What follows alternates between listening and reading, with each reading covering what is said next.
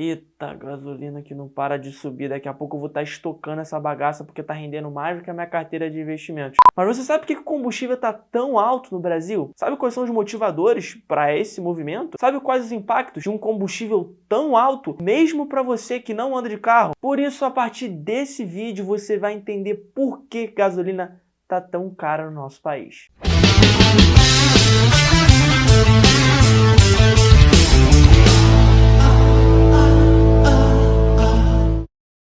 Senhoras e senhores, esse ano a gente viu a gasolina aumentar mês após mês, junto da insatisfação de nós brasileiros, é claro. A gasolina só no ano de 2021 acumulou uma alta de quase 28%, sofre o nono aumento consecutivo e, com isso, ultrapassa os R$ 7 em diversas capitais do Brasil. Mas você sabe o porquê disso tudo? Antes de eu te mostrar os motivadores, comenta aqui embaixo o que você acha que está fazendo o preço da gasolina aumentar. Vamos ver se você está antenado. E também não esquece de se inscrever no canal e deixar o seu like, que isso é muito importante para o algoritmo do YouTube entender que é um conteúdo interessante e maneiro, e assim fazer com que esse conteúdo chegue a cada vez mais e mais pessoas. Por isso, muito obrigado.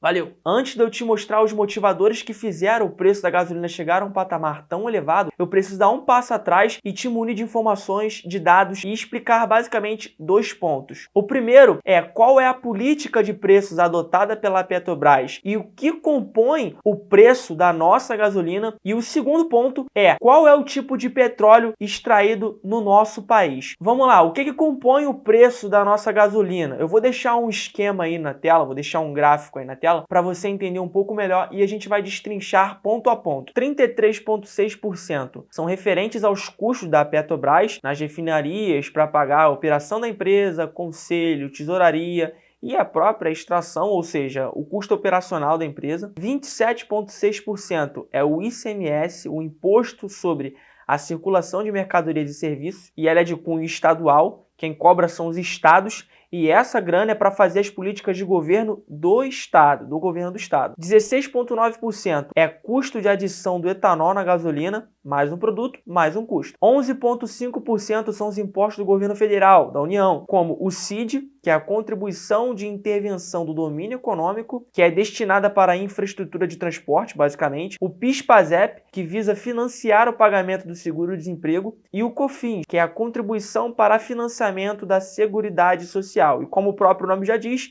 esse dinheiro serve para custear a previdência social, saúde pública e assistência social. E os últimos 10,4%, mas não menos importantes, são para a distribuição e revenda dos postos de gasolina. Então observa-se que quando a gente vai lá no posto encher o tanque do nosso carro, a gente não está pagando somente a gasolina, mas sim custos operacionais, mais produtos que são incididos na cadeia, como o próprio etanol, e mais de 44% do custo desse produto final é somente impostos, tanto federais quanto estaduais. O segundo ponto é acerca do tipo de petróleo extraído no nosso país. Existe basicamente o tipo do petróleo leve e o pesado. E no nosso país, o que mais tem de disponibilidade é o pesado. E a nossa indústria inteira, durante toda a sua história, desde lá da época de Vargas, quando de fato foi criada a Petrobras, na década de 50, a nossa indústria sempre se moldou para fazer o refino e para tratar desse petróleo pesado. Só que com a descoberta do pré-sal, que é uma descoberta relativamente nova, a gente finalmente conseguiu ter acesso ao petróleo refinado. Só que as nossas indústrias, o nosso maquinário e a tecnologia interna do nosso país não consegue lidar com esse petróleo de maior complexidade do que o petróleo pesado. A nossa escolha é então exportar esse petróleo leve. Só que o nosso petróleo sendo pesado e contendo muitas impurezas, a gente precisa de alguma forma refinar esse petróleo para que ele seja de fato utilizável pela indústria e assim a gente consiga produzir produtos manufaturados. O que a gente tem que fazer então é importar produtos para fazer o adequado refinamento do petróleo no nosso país. Então você munido desses dois pontos, sabendo que o Brasil ainda não é relativamente 100% autossuficiente em petróleo, já que ele tem que importar produtos para fazer o refinamento, e que o preço da gasolina incidem em impostos, incidem custos operacionais e custos de outros produtos, a gente consegue entender os motivadores que fizeram o preço da gasolina subir tanto nesse ano. E eu separei aqui 3 pontos que, ao meu ver, corroboraram para essa alta expressiva no preço da gasolina no Brasil. O primeiro ponto e mais óbvio deles é o dólar. O petróleo ele é uma commodity comercializada no mercado mercado global por pesos argentinos, por pesos soberanos bolivarianos? Real? Obviamente que não, ele é comercializado em dólar. Ou seja, quando o dólar aumenta em relação à nossa moeda, em relação ao real, a gente precisa de mais reais para comprar a mesma quantidade de produtos que anteriormente a gente comprava, encarecendo os produtos que vêm de fora do país. E como a gente faz importação de derivados do petróleo para fazer o refinamento adequado do nosso petróleo, lembra, eu acabei de falar há poucos segundos atrás que a gente não é 100% autossuficiente de petróleo, a gente precisa importar componentes para fazer o refino, então a gente está suscetível à alta do dólar, justamente porque esses componentes importados, eles são comercializados em dólar. Mas por que o dólar está alto, Pedro? Aí já é outro papo. Se você quiser saber um pouco mais a fundo, eu vou deixar um card aqui em cima, que eu te explico por que o dólar subiu tanto ano passado, por que o dólar estava caindo na época que eu gravei o vídeo, e por que ele poderia subir ou cair pela minha análise naquele vídeo. Dá uma olhadinha lá. O segundo ponto é a alta do petróleo. Só no ano de 2021, o petróleo Brent, que é comercializado na Bolsa de Londres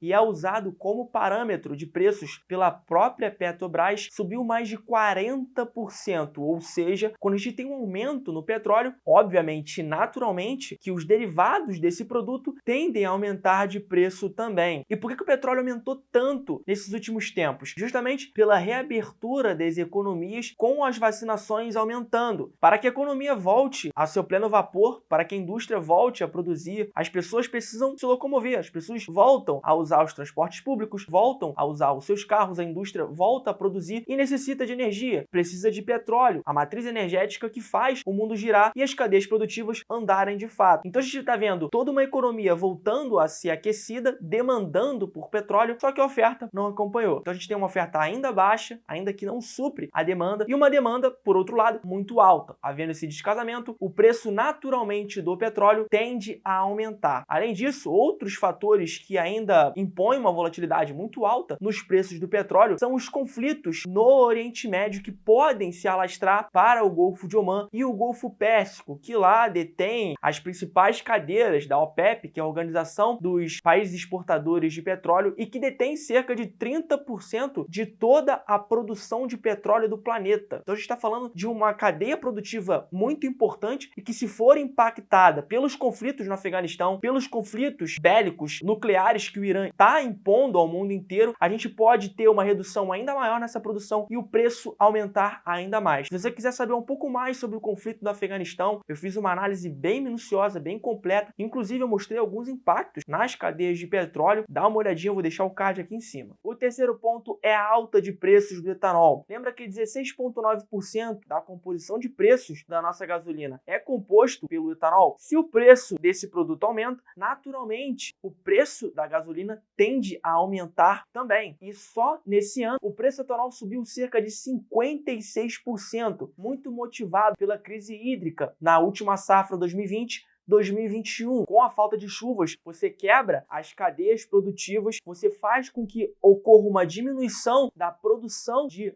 cana-de-açúcar, que deriva o etanol, fazendo assim o mesmo problema que a gente viu no petróleo. A gente tem uma baixa produção e uma demanda muito alta por cana-de-açúcar, justamente devido ao aumento no consumo dos combustíveis que, por consequente, consome o etanol. Uma demanda alta pelo etanol e uma produção baixa. Isso, naturalmente, faz novamente os preços irem para cima. Mas, Pedro, antigamente não acontecia esse aumento de preços na gasolina, cara. Por que isso agora? E de fato, o fator petróleo, etanol, incertezas, dólar, sempre permeou o mercado brasileiro e a gasolina em si. Só que uma coisa mudou. Lembra que eu te prometi que ia falar sobre a política de preços da Petrobras e acabei não falando? Por isso, eu vou te falar agora e você vai entender por que o preço da gasolina tende a ser mais volátil hoje do que era no passado. Até 2016, no governo Dilma, a gente fazia uma espécie de tabelamento de preços, não repassando o aumento do dólar ou o aumento do petróleo, ou qualquer outro custo de produção para o consumidor final. Quem assumia esse prejuízo era a Petrobras. Vamos supor que a Petrobras, para produzir a gasolina, era de R$3 por litro. Estou dando um exemplo. Só que o governo falava assim, olha só, você só pode cobrar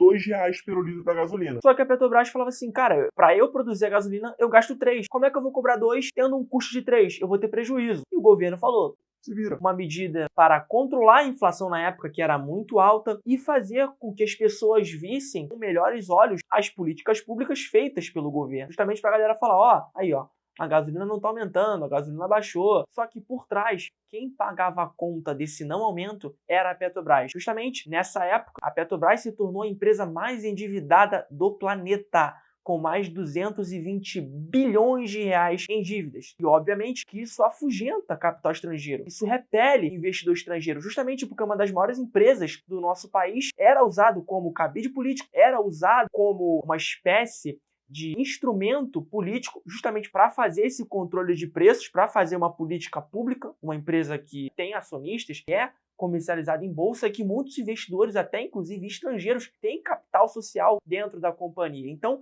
isso faz com que investidores estrangeiros tirem seu capital do Brasil. Isso gera desconfiança, isso gera ruído, e com a saída de investidores, a gente vê o dólar disparar. Então, isso se mostrou uma política totalmente ineficiente. Em nenhum país do mundo, em nenhum local do mundo, em nenhuma época do mundo, a política de controle e tabelamento de preços deu certo. Não era dessa vez que ia dar. Até que, com a entrada do Michel Temer na presidência, a política de preços da Petrobras foi alterada para a paridade internacional. E agora a gente tem a política de preços do combustível no país atrelada aos preços internacionais, fazendo com que a gasolina no país fique suscetível ao câmbio e o preço do petróleo. De acordo com a Petroprices, a média global do preço do litro da gasolina está em cerca de R$ 6,50, enquanto que no Brasil a média é de 5,95. Inclusive, o Brasil está com a gasolina mais barata do que diversos países desenvolvidos do nosso planeta, como Países Baixos, Finlândia,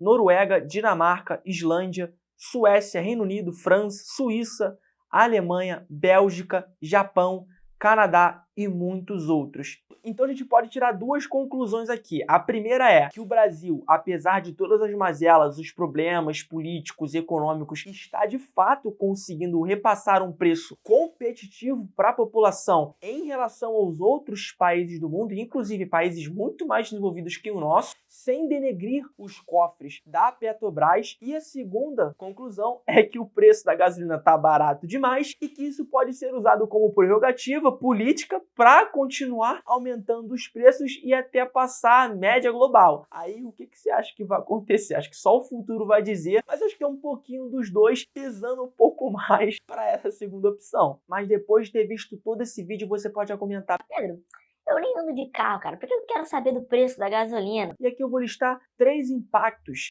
que a gente pode ver quando ocorre um aumento nos preços dos combustíveis. O primeiro é que você pode não andar de carro, mas muito provavelmente você anda de transporte público. Cerca de 44% da população tem como seu principal meio de transporte os meios públicos de transporte. E justamente os meios principais de transporte, como os ônibus, usam os derivados de petróleo, como o diesel, como o etanol. E assim, esses combustíveis ficando mais caros, muito provavelmente isso será repassado nos preços da passagem, pesando ainda mais na maior parte da população brasileira. O segundo ponto é o encarecimento das cadeias produtivas. Aqui no Brasil, o principal modal de transporte usado para o comércio é o rodoviário. Com o aumento dos combustíveis, no preço dos combustíveis, toda essa cadeia de fretes fica mais cara também. Ou seja, os mercados, todo dia, os hortifrutis são abastecidos por caminhões que levam frutas, proteínas, diversos produtos eletrônicos para as empresas. Então, quando você tem o custo do frete mais caro, isso encarece ainda mais o produto final, fazendo com que a gente tenha que pagar por um frete mais caro na Amazon,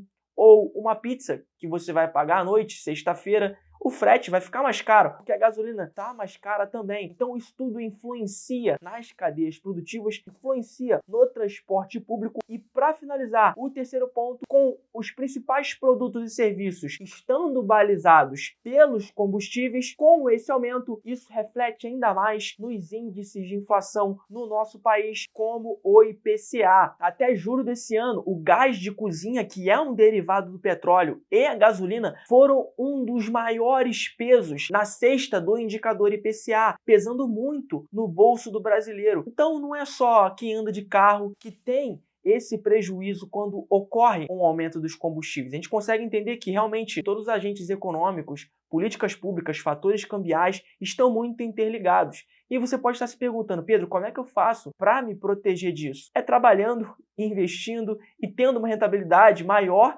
do que os índices de inflação, justamente para manter o seu poder de compra ao longo do tempo. E além disso, ter senso crítico para conseguir discernir e proteger o seu patrimônio e da sua família. Eu espero de verdade que esse vídeo tenha sido engrandecedor para você, que eu tenha conseguido elucidar ele de forma clara, um assunto que é tão comentado hoje em dia, mas, por outro lado, pouquíssimo explicado de forma didática, as consequências e os motivadores desse movimento. E se ficou qualquer dúvida, deixa um comentário aqui embaixo ou nas minhas redes sociais, que eu vou deixar um link aqui embaixo também do meu Instagram. Me manda uma mensagem lá, vou ficar muito feliz em te ajudar. E sem mais delongas, eu vou ficando por aqui. Um grande abraço. Meu nome é Pedro Muccioli e esse é o Multivalor.